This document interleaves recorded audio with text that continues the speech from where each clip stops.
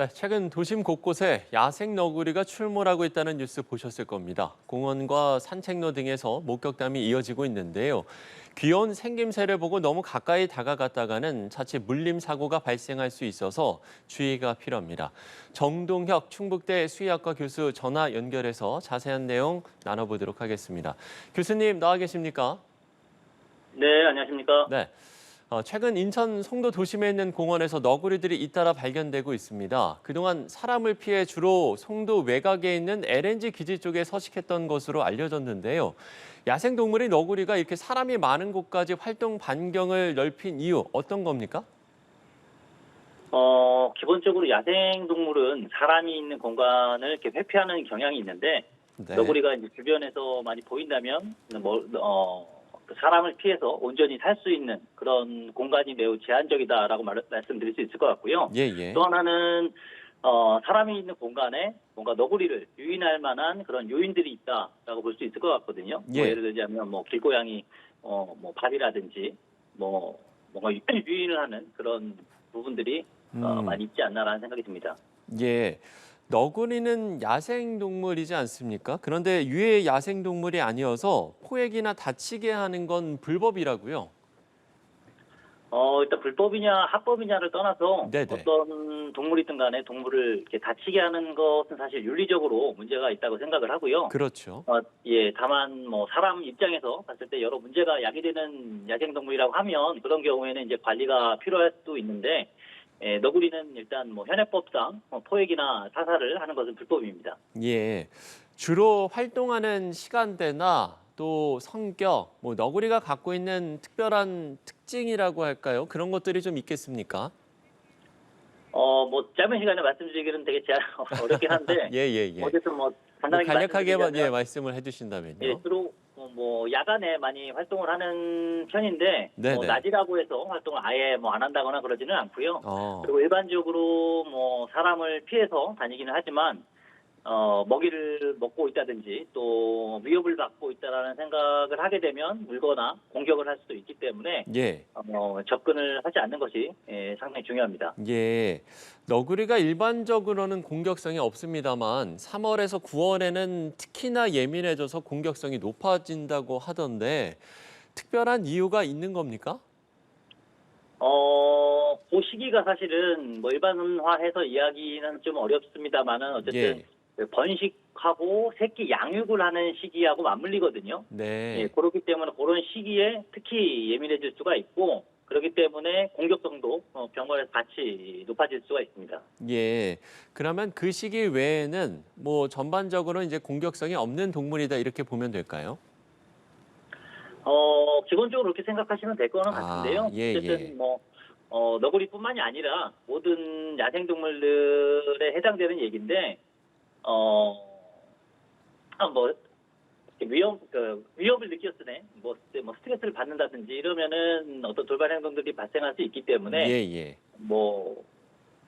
주의가 필요한 거는 사실이죠. 알겠습니다. 지금도 이제 영상으로 보고 있습니다만 이 너구리 생김새가 워낙 이제 귀엽다 보니까 한번 만져보거나 또 가까이서 사진을 찍거나 먹이를 주는 사례도 있는데 이게 좀 위험한 행동입니까? 그럴 수 있습니다. 네. 예, 너구리뿐만이 아니라, 말씀드렸다시피 이제 모든 야생동물들에 다 해당되는 얘기거든요. 예, 그래서 예. 다가가거나 접촉을 한다거나, 먹이를 주는 행동, 이런 부분들 특히 자제를 좀 해야 되고요. 예. 사람들의 그 의도와 전혀 다르게 이 야생동물들은 그 사람이 접근하는 그 자체만으로 많은 스트레스와 위협을 받을 수가 있고, 또 그런 상황에서 공격성을 포함한 다양한 돌발 행동들이 나올 수가 있거든요. 예. 그래서 어떤 상황에서든 간에 너구리를 만났다면 거리를 두고 그냥 지나치는 것이 이제 서로에게 안전하고 좋은 방법이다라고 말할 수 있습니다. 예, 거리를 두고 지나치는 게 안전한 방법이다 이렇게 이야기를 해주셨는데요. 이제 과거 보면 서울 우이천 산책로에서 강아지가 너구리의 공격을 받는 일이 있었는데 만약에 그러면 이제 강아지와 공원을 산책 나갔다가 너구리를 만났을 때는 이때는 좀 다른 대처 방법이 있는 겁니까? 어떻게 해야 될까요? 뭐 일단은 마주치지 않는 게 제일 좋겠죠. 예, 그렇죠. 예, 예. 그렇다고 뭐 산책을 안 할 수는 없을 것 같고요. 그러니까요.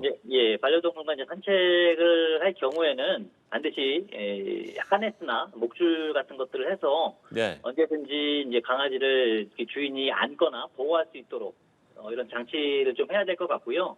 그리고 웬만하면은 야생동물과의 접촉을 피할 수 있도록 되도록 이제 개방된 그런 공간에서 산책을 주로 하시고 수풀이 우거진 곳이라든지 이런 것을 피하는 것이 좋을 것 같습니다. 예.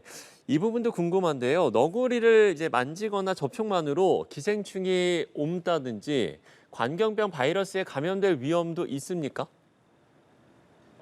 위험성은 있죠. 위험성은 네. 있는데 어떤 감염병을 가지고 있느냐에 따라 달라질 수 있을 것 같아요. 이 이야기는. 그래서 일반적으로는 건강한 큰 문제가 없는 이런 동물을 가벼운 접촉만으로 뭐 질병이 전파된다라고 이야기하기는 좀 어려울 것 같고요. 예, 예. 다만 야생동물이기 때문에 겉만 보고 어떤 질병이 있는지 뭐 어떤 기생충이 있는지 잘 모르기 때문에 항상 조심을 하고 접촉을 안 하는 것이 좋다라고 말씀드릴 수 있을 것 같습니다. 예, 알겠습니다.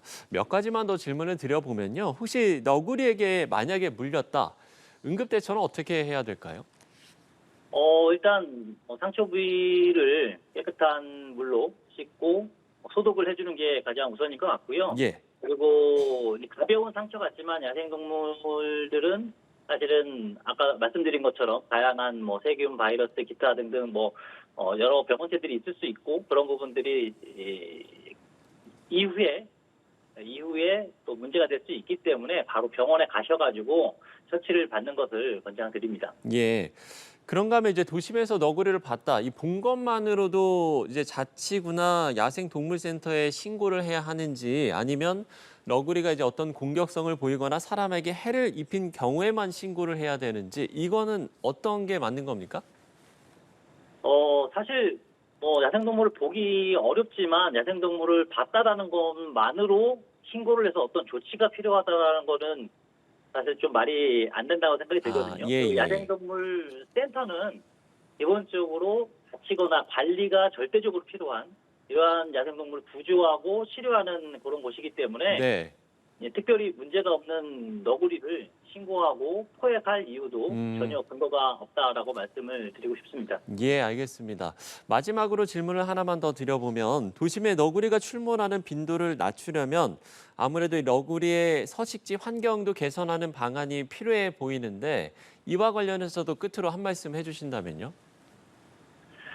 상당히 어려운 문제 같은데요. 예. 이미 그 훼손된 서식지 환경을 개선하는 것은 이제 쉽지 않은 것은 다들 아실 겁니다. 예. 그렇기 때문에 훼손되기 전에 이 자연환경을 보존하고 개발을 하더라도 좀 더 개념 있게 접근을 해야 되지 않을까 싶습니다. 예, 알겠습니다.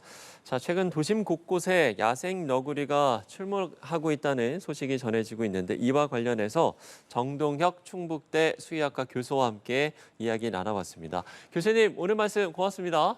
네, 고맙습니다.